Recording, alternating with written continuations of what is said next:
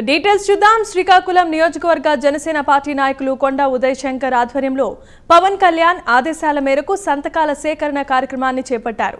కోడి రామ్మూర్తి స్టేడియాన్ని కూల్చి క్రీడా రంగాన్ని అయోమయంలోకి నెట్టారని ఉదయ్ శంకర్ మండిపడ్డారు. గత సంవత్సరం అదే స్టేడియంలో 10 కోట్లు మంజూరు చేస్తామని చెప్పిన హామీ ఏమైందంటూ ప్రశ్నించారు.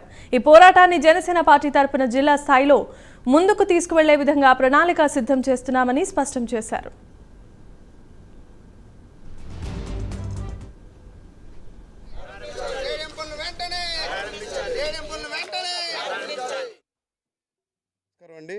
ఇండియన్ హెర్క్యులస్గా పిలువబడుతున్న శ్రీ కోడి రామ్మూర్తి గారి స్టేడియం ఇంతవరకు పనులు ప్రారంభం కాని దశలో ఎంతోమంది క్రీడాకారులు చాలామంది వాకింగ్ చేసేటోళ్ళు విపరీతమైన తీవ్ర ఇబ్బందులకు గురవుతున్నారు.